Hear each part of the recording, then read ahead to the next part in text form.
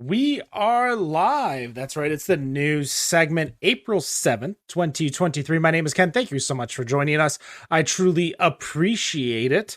Dan did sit down for a minute, but got right back up, but that's all right. We got Wendy here to chat with me. Wendy, what are you drinking over there? I am drinking a Focal Banger right now. I just finished the Crusher from The Alchemist. It was delicious. Very happy. The Focal Banger, I'm excited to try again. It's been a few months since I've had it. And Dan, obviously you crushed that Luscious. What you drinking now? I did. So I'm going to go out on a limb here and drink whatever this is called, the same thing Skadoosh. You're drinking. And then, of course, got the vodka soda sitting over here. All right. Well, like in true old Veteran Draft fashion, I have cracked open a third beer to join my dark lager from The Alchemist, Skadoosh from The Alchemist, and now the English Best Bitter from Big Lake Brewing, a great bitter here out in the state of Michigan. As always with the news segment, that's what we talk about. We talk about the news and what's going on in the craft beer world. And Wendy has prepared us with a quiz about National Beer Day today. And I have done everything in my power not to click this link that's been in front of me all day. So Wendy, take it away. So actually, Fox News prepared this quiz for you. I just happened to find it online, and I thought it'd be interesting. We haven't done any trivia in a while, so I'll just go back and forth. So, Ken, which U.S. president was the first to brew beer in the White House? And I can give you options if you choose. Wasn't it Herbert Hoover, the vacuum cleaner guy? To brew beer in the White House. Oh, to brew beer. Well, I don't they always say like it's Obama and George Washington? So George Washington. It was actually Barack Obama was the first one to brew beer in the White House. Okay. So there's obviously the home brewing guy, which I think is Herbert Hoover. Yes. And obviously Obama. Obama made a honey white or a honey wheat, I think was one of the beers that he made there. Yes. And they used honey with the bees from the gardens. That is one thing. Sorry to interrupt, but that is one thing. It triggered a memory that I was so sad to not hear, to not have, which was that I remembered Sellerman's wanted to open up a bee farm on the roof of Sellerman's brewery, meadery, cidery, and then use that honey from those bees to make their mead. And I was like, oh, that sounds like such a cool concept to have, because they weren't that big of a production facility, but we never got to it. So I'm sad again. Go on, Wendy. Eastern Market has bees on their roof. And I don't know if they use the honey or if it's a different company that owns it. But when we were there brewing the Divas and fermented beer, I remember we were dodging bees because of that. Anyways, question number 2. Which university is thought to have invented the game of beer pong? Dan, do you want the options? Oh yeah, you better give me some options. Harvard University, University of Michigan, Dartmouth College, or Yale University? Oh, here I was going to say Howard University. What were they? One more time. Harvard, U of M, Dartmouth, or Yale? Let's go with Harvard.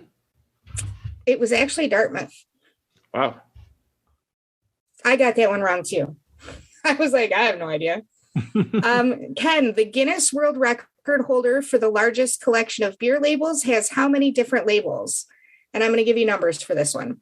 12,445, 55,902, 104,712, or 548,567. I can't hear you. I'm going to go with the world of option C, 104,000. It is actually 548,567 beer labels. And those are all the different variations of cricketry you could get over at Dark Horse. What a throwback. Or the odd-side fruitsicles. Or the variations of KBS. I think they just they're making a blueberry KBS now. Oh, I saw that. You can go check out, we posted all the Michigan labels on our website, betterondraft.com, or if you follow reddit.com/r/. Michigan beer. Don't send people there. Jesus. Our Michigan beer isn't as bad as it used to be. I mean, it's not like Dakby in 2015. Like those were the worst days. Our Michigan beer is actually a pretty good, well-regulated, well-admined Reddit page. I'll leave it at that. All right. Question number 4. Dan, in the early days, beer was almost exclusively brewed by women. True or false? I feel like that's true. It is true. Just gave him a free point. Jesus, Wendy. It's totally a random thing. I'm just reading it right off the website. I'm sure. Which of these U.S. states contains the most breweries? Texas, Georgia, Washington, or California? California. 100%. Right, the world's oldest brewery opened in Germany in what year? Wait, what? The world's oldest brewery opened in Germany in what year?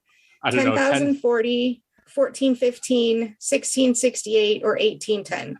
I was about to say 1,042, but we'll go with 1,040. That's probably right. 1,040. It is correct. Did I say 10,000? Yeah, I was like, because I was about to say 1,000, like 1042, but then you said I meant to say 1040. 1040. Whatever. I don't even know what I don't even know what the ABV was of that crusher.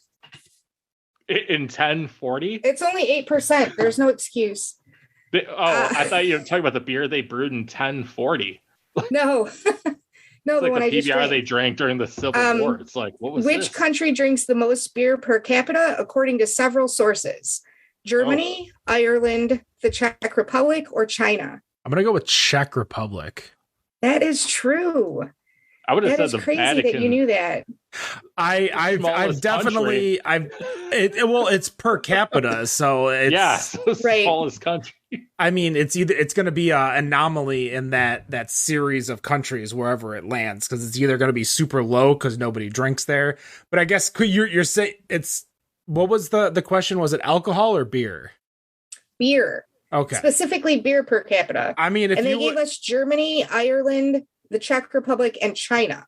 Yeah, the Czech Republic price point is always mentioned in all of these types of posts, like on Beer Day and Beer World Day and IPA Day and all that. So that's how I knew the Czech Republic was the biggest one, because whenever you do what countries drink the most beer, Czech Republic is always on there, and then what countries have the cheapest beer, Czech Republic's always on there. Well, that's probably why they drink the most beer then. Makes sense to me. Dan, in some countries, McDonald's sells beer. True or false? Oh, that's true. Yes, it is. Ken, which country is what believed? Countries? It doesn't say that, but I'm sure France. I don't know what other countries. I just remember seeing on Emily in Paris, they went to McDonald's and had drinks. Nice. That's where I go. I'm going to get lit. The Czech Republic, Dan. No. I'm sure the Czech Republic has beer at McDonald's. It's value beer too. Okay, Ken, which country is believed to be the world's biggest beer producer? Germany, China, Italy, or Ireland? I'm going to have to go with China because of snow. That is correct. Which of these is the official beer of the National Football League? Oh, boy. Dan, Miller Lite, Coors Light, Bud Light, Corona. Oh, boy. Please tell me We've talked about it on the show. Please tell me it's Miller Lite. It's not. It's Bud Light. Oh, get the fuck. Oh.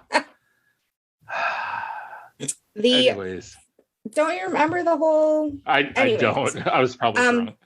The first light beer invented was Michelob Ultra. True or false? I'm going to go with false on that.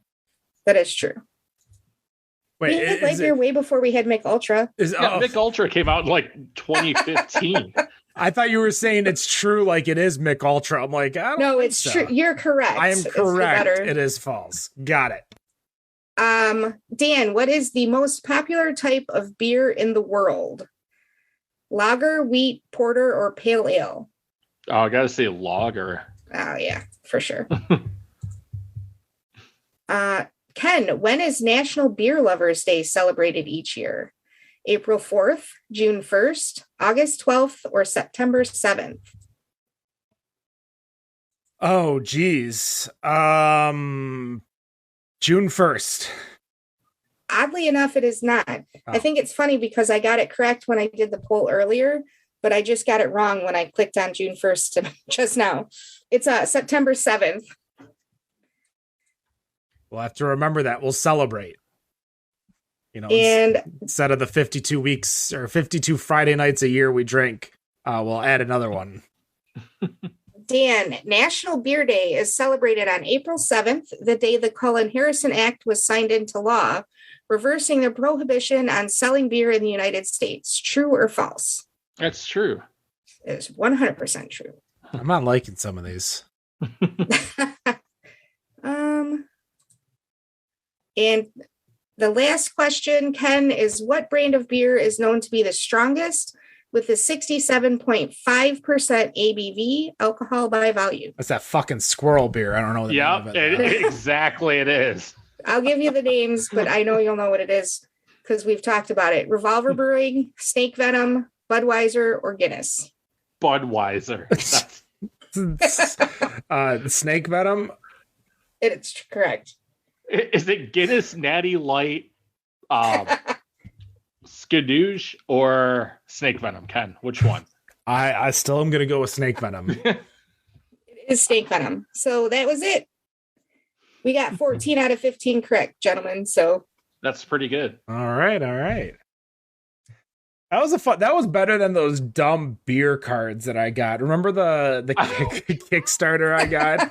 Yeah, those are bad. And I'm just I'm looking at some of the questions and I'm like, this is a dumb question. This is a dumb. Did you charge those back? I did not. It was it would have been too much of a pain to go through because I'm assuming it went through Kickstarter. And I like kickstarting other things and I don't want to like piss off Kickstarter. It was great for flashcards, for training, for like a CBS or something like that. But for like beer trivia, like fun trivia, like the beer IQ one we got was pretty neat. The little box that I had, it had like beer IQ and movie IQ, and there's a few other ones too. I think there's a wine IQ one. But yeah, the beer trivia. Oh, I don't remember what company. I'm not going to even bother putting them on blast and looking it up. It was just be mindful when you're searching for that stuff. It's not worth it for sure.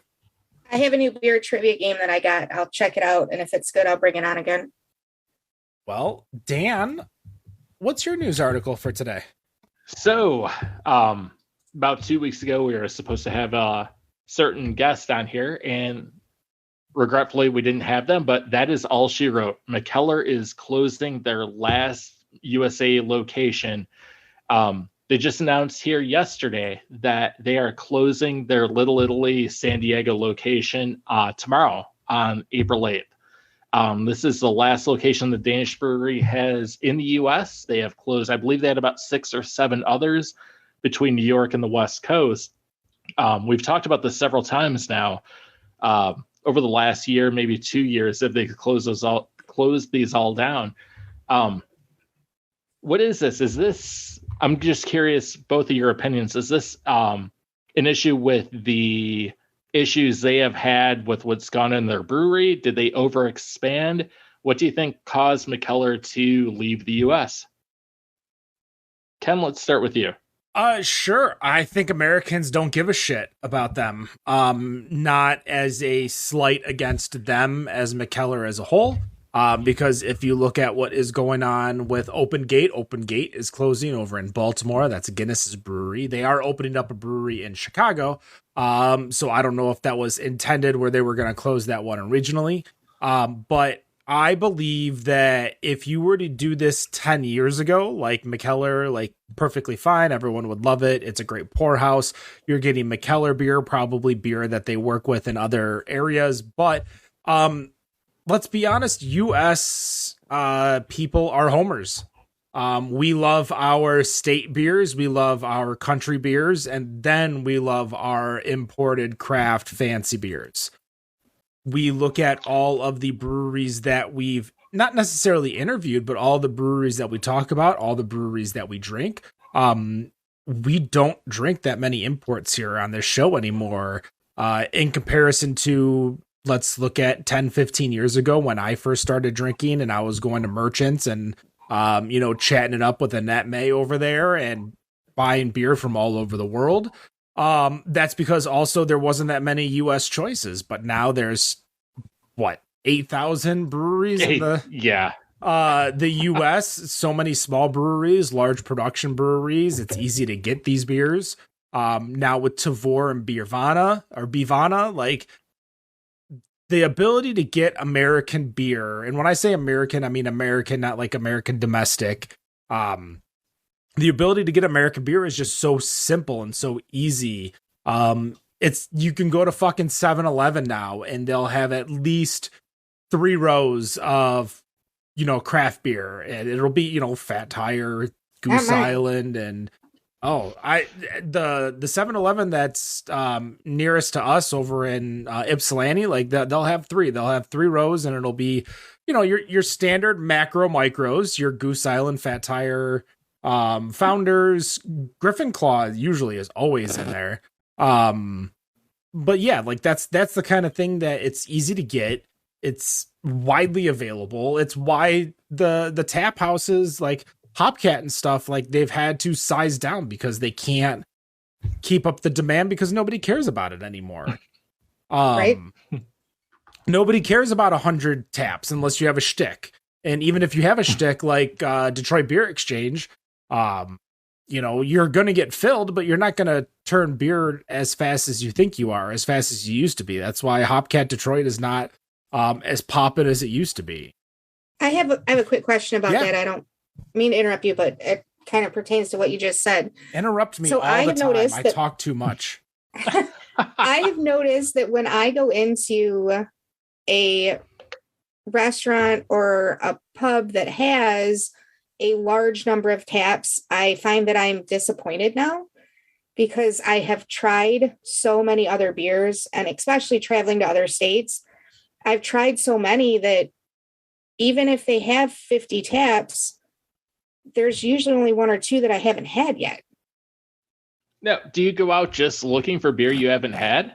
Sometimes, I guess that's a good question, because if I'm going out somewhere to eat or something like that, I'm going to have beer I know I enjoy versus, I haven't had this before. I don't know if I like to try new stuff, though. What about you, Ken? I'm curious about that now. I love going to new places or trying new beers at places I've been before. But if I'm going to B-dubs, I'm probably drinking a Coors Light, or I'm drinking a Guinness, or I'm drinking a Fat Tire. Like especially when it comes to food, I'm one of those weird, I can't drink and eat at the same time. It's such a weird, I don't know if it's not that I like as a foodie. No, I'm not a foodie, but I don't want to ruin my palate or some shit.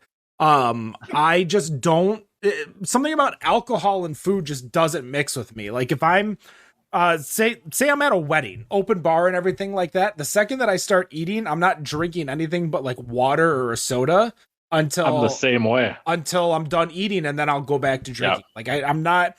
Now that's not to say like wings, fries, pizza. Sure, I can drink beer, but if you're giving me like a steak or a chicken or a pasta or something, I just don't eat.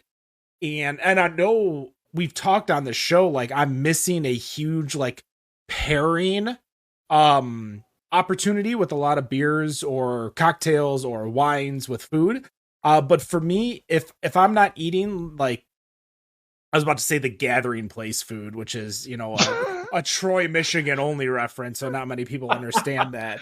This hyper local shit. A B-dubs though. If I'm not eating at a B-dubs, like I'm not going to drink while I eat. So when I go out to a restaurant or something like that, like I'll try new things and I'll look for new things. But if I don't find it, either I'm drinking soda while I'm eating, or I'm not drinking at all.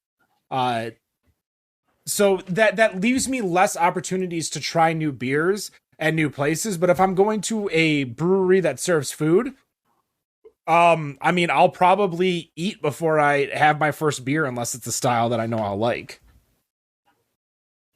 So you don't have a beer before the food gets there? Not really, no. So yeah, I'm pretty similar to you. So I'll have a beer before the food gets there. I have water while eating, and then another beer after.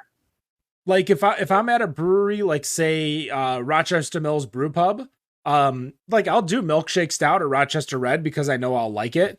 But like the second, as you said, the second the food drops, I'm drinking water while I'm eating.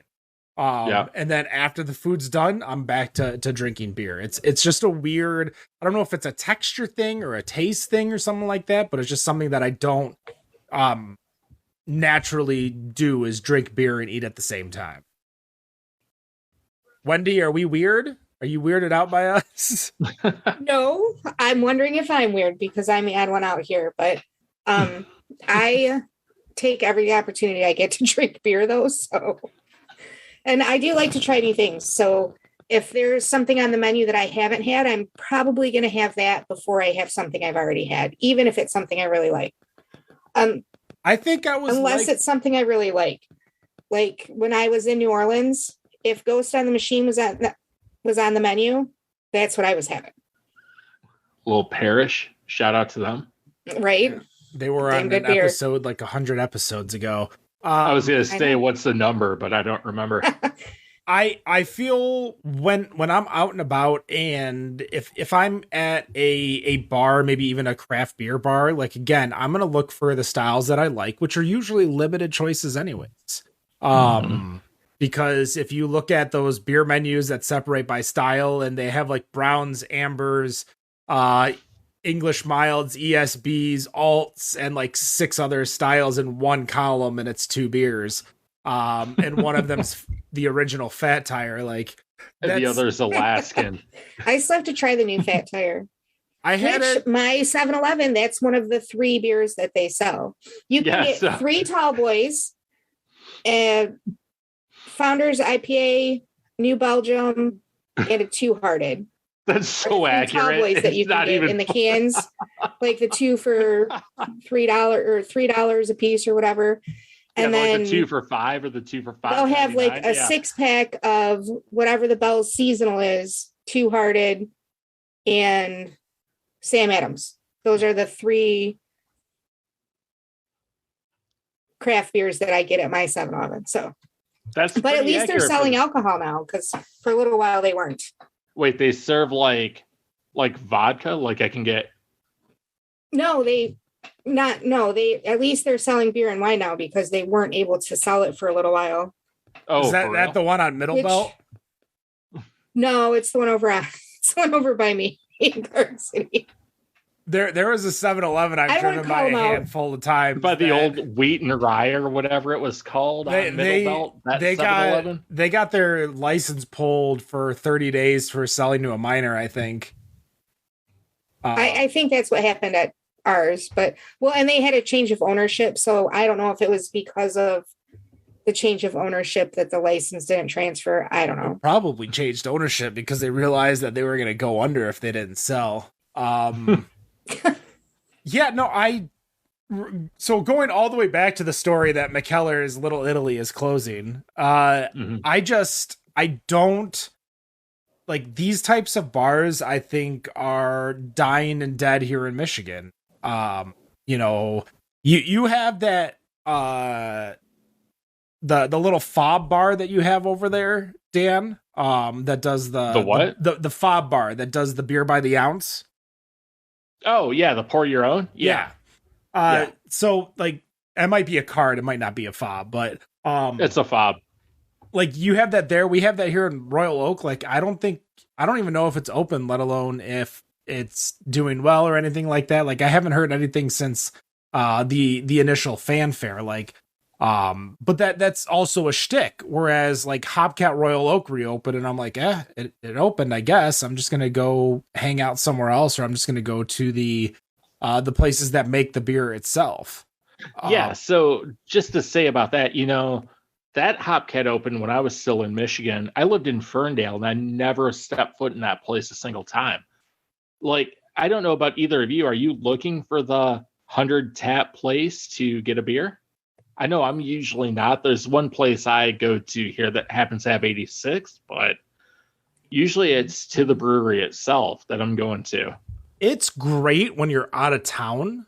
Remember when we went to Cerveza over in Las Vegas? Yeah. Like that was like a 15 tap, if you think about it. Well, they also had the walk-in cooler with all the cans and bottles. That's true. They did.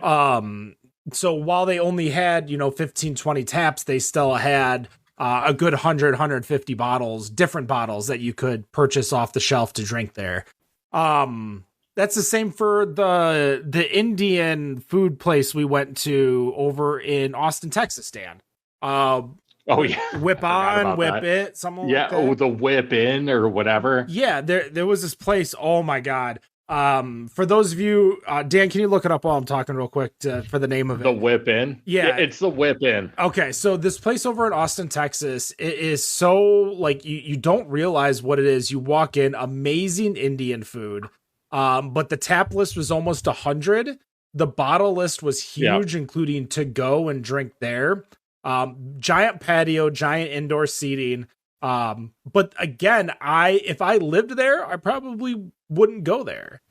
I would go to eat maybe, but I wouldn't go there to drink because it's not that kind of a thing. That's the same with the Hoppy Monk we went to over in San Antonio. Northwest San Antonio. Like we go to these places, but I'm literally thinking all the times I've been to these places is when I'm out of town. When I'm local, I don't go. So if you can handle a good amount of out of town, which San Diego should, a good amount of out of town people, sure, great. But if you can't, like the locals aren't going to support it. Like you need that good combination of both local support and out of town support to stay in business. Well, the fun thing about Little Italy is it is mostly locals. So, I mean, they're very close to Ballast Point is one of the closest breweries to them. And that place is packed all the time. And, everyone loves or hates Ballast Point. Their beers, either they're really good or they're really bad. There's nothing really in between, especially since Kings and Convicts. But that kind of tells you, too. Everyone's going there. And like Mikkeller, like, I feel like you ask 9 out of 10 beer drinkers, they're not going to know who Mikkeller even is. They probably haven't had their beers either when it comes down to it. I think Mikkeller... That's ones I know. Well, are you asking Mikkeller or craft beer drinkers that are 30 and under? Yeah. So if you walk into Ballast Point on a Friday night in San Diego, it's going to be a younger crowd for the most part. They probably don't even know who Mikkeller is when it comes down to it. Yeah, I think that's where you're getting a generational crossover of the people who, like us, saw the explosion while we were drinking imports and we were looking at Omnipollo and Evil Twin and then all the standards like Lion and Okocim over out of Poland. Like we knew these breweries because there wasn't that many craft beer choices at that time. And I'm talking like when Liberty Street was distroing and not like Tri-City was all over and you're like Griffin Claw didn't exist and Eastern Market didn't exist and Holmes didn't exist and New England IPAs didn't exist in this state. Like that's a whole different area of time where, the fancy out of town beer was like Brooklyn Brewery, or Stone or Rogue. Like those are the breweries that you were drinking that were out of state. But now you can get like tiny ass breweries, because it's going to be in the article that I'm talking about, nearly at every single store you go to. That super fine over in Canton, which is a huge beer store. That place has got so many different types of breweries in there, from Brewery Face On, which is a tiny brewery in Detroit, all the way to the big dogs. Like that's a standard now. Like that's just what people are getting when they walk into these places. Like when I go to Nick's, people are buying more, smaller Michigan breweries, and CBS is sitting on the shelves. KBS is sitting on the shelves. Nobody cares about them anymore. Because they want to shop local and they see Founders as the devil. They see Founders too big. They see Founders as foreign. and they might not see it as we do, as jokingly like, oh, that's not craft beer. Oh, that's not independent beer. But they see that and they're like, oh, why would I spend $17 on this bottle of CBS when I can get this 6-pack of, best bitter for $10, $12? So I just think that we don't care about foreign breweries anymore. It's entirely possible. And shout out to Whip In, because we were talking about that. They talk about their website, which is really outdated, but you can get groceries and smokes while you're up there. I don't necessarily agree that we don't care about foreign breweries anymore. I think that we just are more, even me, like I'm a drink beer from here kind of girl. So I want to drink what's from there. When I go to visit another state, I want to drink what's local to them. It drove me crazy in Galena, Illinois, because there were no Illinois beers. They didn't even have Revolution or Goose Island. I could only get Iowa beers. That's kind of weird. So, I was 9 miles from the border, but it's really like, that's the way I do things. When I go places, even around home, and I personally don't get a whole lot of free time where I can go out and visit all the breweries like I used to be able to. So when I'm going out, I'm not going to a restaurant that has a large tap list. I'm going directly to the brewery because I want to go to the source that I don't get to go to as much as I used to. So that's fair. I do still like the foreign beers, and I will still get them every now and then when I'm at the store. But yeah, I guess I am supporting what you just said. It's not that I don't like them. Because you're buying local does not mean you hate foreign or hate import. It's just you're choosing local over that, to where it's not becoming an option, because even if you did it before, you can only drink so much before you had to go into the foreigns to try different beers. Now, every single week, there's 100 different brand new labels in Michigan. Like we post the labels post every month over on our website, betterondraft.com, which you could find all the brand new Michigan beer labels. Sorry to the people who aren't in Michigan that listen to the show. But that's where we are. So that's what we post. You can go find all the new labels over on the TTB website yourself. But yeah, I just don't, I was just going to tie it up and say that I don't think we're saying Americans better than foreign, or Americans better than import, or Michigan's better than Ohio, which is true. I'm just saying that we, as Michigan, as Americans, we buy local a lot more. And now that there are a lot more local choices, we don't buy out of town anymore. I feel like Wendy would argue with you over local or craft beer in Ohio versus Michigan, but maybe not.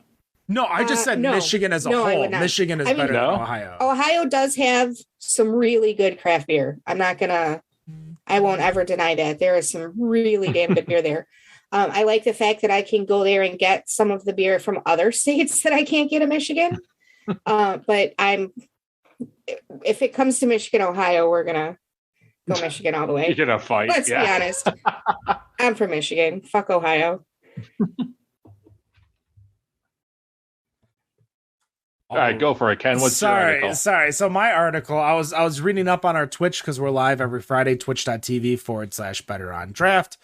I was reading up on some of the commentary that's going on over there. Of course, you can join us live every Friday, 7:15 p.m. I always forget to go over there. Damn it. But people, somebody was chatting over there looking for, mentioning things. So that's what I was reading. With that in mind, my article, as I finally get back to that page itself, which I kind of wanted to bring up, which is Bevana, which they have sent us some beer, which we have reviewed on our website, betterondraft.com, talks about taking on supply chain expenses, allowing partners to focus on innovation.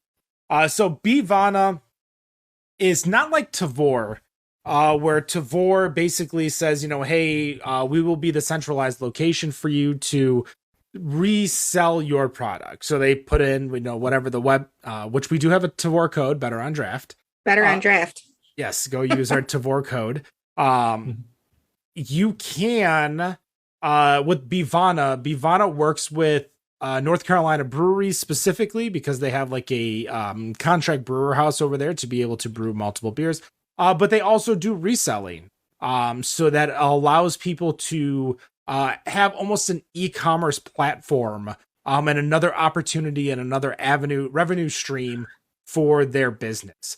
So my question to you guys, with regards to Bevana Tavour, as more and more stores we talked about earlier have craft beer available to them, do we see the need for nationwide resellers and e-commerce businesses like Tavour and Bevana that help both middle and smaller size breweries that might not be able to truly sell individually to individuals?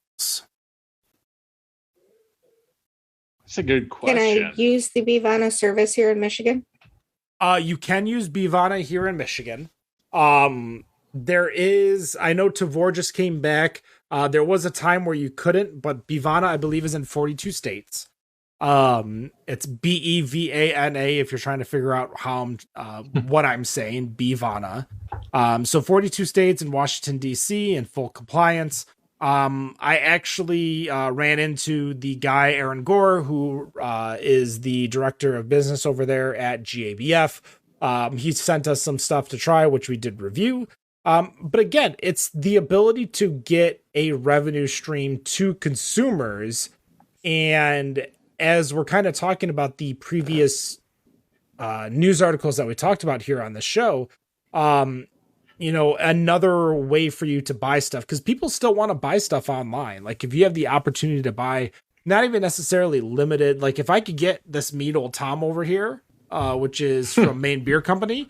Should we talk about that story? I mean, Mead Old Tom's a great beer. I got more of it, and I don't have to worry about where you can get it? Marinos over in Toledo. But yeah, that's where they came from.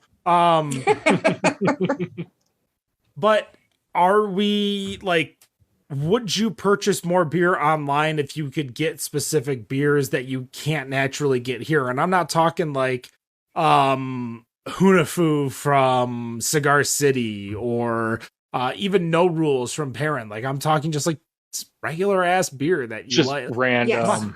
Yes. Can I get my goddamn Funky Buddha I'm so excited, I'm so scared here in Michigan just by ordering it online? Like that's what I want. Exactly. That's what I would do. Yes. So I'm going to take the other route. So there aren't a lot of beers that I'm going to be like, oh my God, I have to have that because I can't get it here. Milkshake Stout. Milkshake Stout. So I'm looking at their website right now. If there was a 4-pack of Milkshake Stout, I might order one just to get it. But some of these I'm looking at, I'm like, yeah, I'm sure they're good beers. But, I don't need a beer from, New Hampshire just to drink because I want to drink it. It's, there's a lot of good local beer where you're at. I know there's a market for this, but at the end of the day, it comes down to, is this something is there some really big whale I want to try? Other than that, no, I'm probably going to leave it be. Well, I mean, Wendy, you used to purchase from Tavour. I've only made one Tavour purchase in my life. What about you?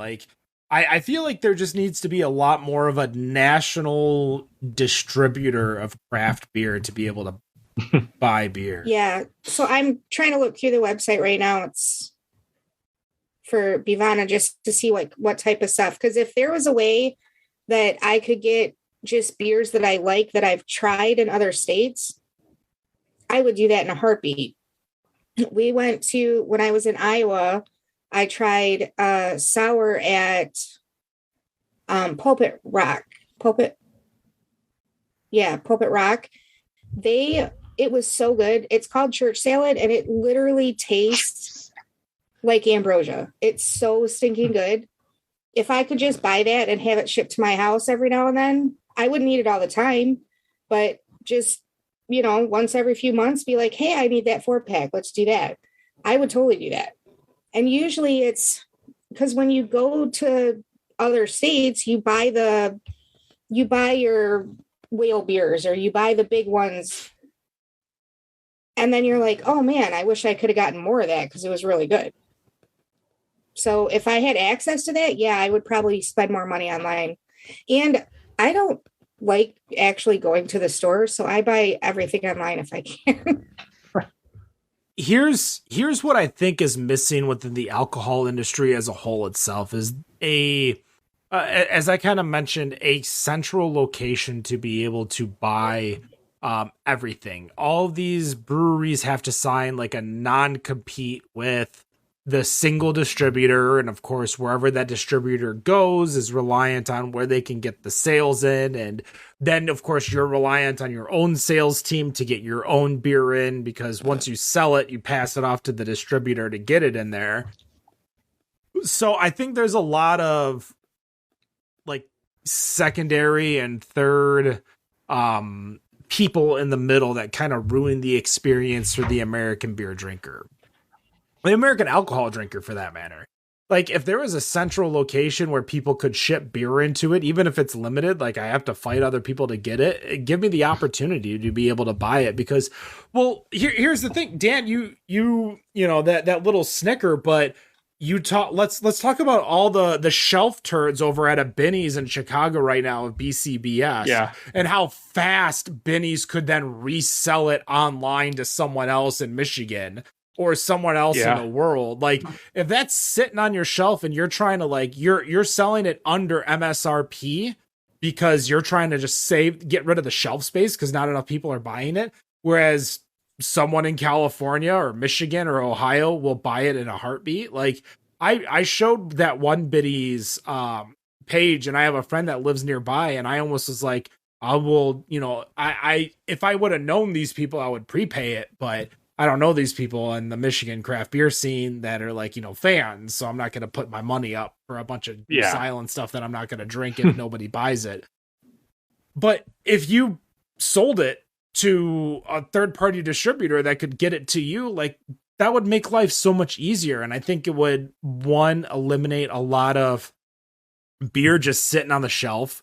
And two, it would provide a better economic stance to where now the beer is getting to the people that want it, as opposed to just sitting, especially for IPAs too. Like, if IPAs are nearing its end life, like, you know, we just had the Alchemist on, and while the Alchemist is great, there might be a spot where they do a drop over in, you know, say Denver, Colorado, and it just doesn't take off. Like when Modern Times came into Michigan. You know, Modern Times kind of took off a little bit for its little drop ship, but it didn't really do too much, to where it'd be a lot better if we could just take that drop ship, repurpose it, and ship it to Ohio or ship it to Indiana or ship it somewhere else, to where now that beer can be sold and drank. Well, here's where these places are losing out too. And this is where they're shooting themselves in the foot.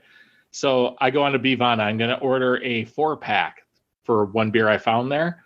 Total cost for the 4-pack, $20. Total cost for the shipping, an additional $25.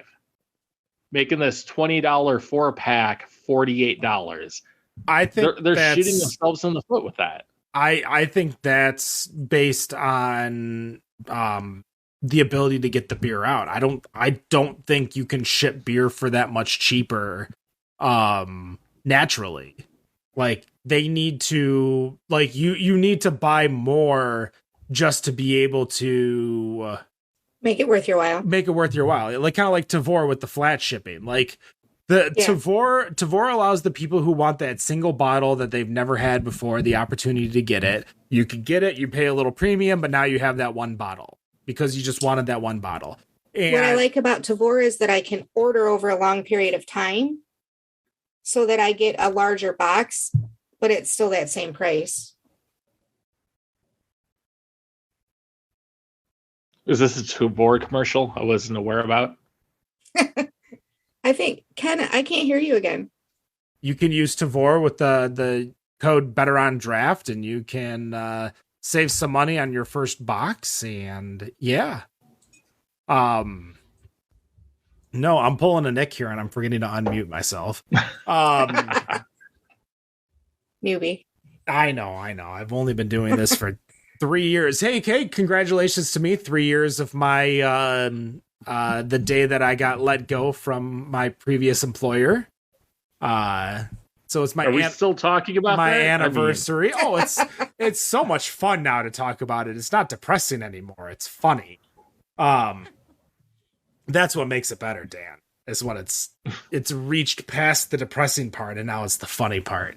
Did you try adding like more product to see what the shipping change would be? Or it stays the same. So it's a flat rate. So you have to order a bunch to make it worthwhile. Yeah, so I think this would be great. Like the beers that are gonna sell out right away, like SR71 over at Toppling Goliath, like that, they won't need this. But for the beers that are limited release, quote unquote, that are sitting on shelves, like maybe New Holland could use it for Dragon's Milk, like their triple mash that people will want. Like this would be a benefit that I think we need to expand. But the problem is that stop giving away our triple mash. Well, we just don't have the laws in place for this to be able to be done. So it'll never get done. We're pipe dreaming here. But I mean, New Holland has a nationwide distribution. What are we actually talking about? Yeah, but they probably don't distro all of He their just beers. used it as a... He uses it as an example. Yeah, it was just an example, Dan. Jesus. No, I was like, what? And I'm like, stop giving it away. Well, that is going to do it for the news segment, April 7th, 2023. For my co-host and myself, this is the Better on Draft. We are live 7:15 p.m. Eastern, Facebook.com/Better on Draft, Twitch.tv/Better on Draft. Come join us, chat with us in the Twitch chat. No matter what you think of your beer, we think it's Better on Draft. Have a good night.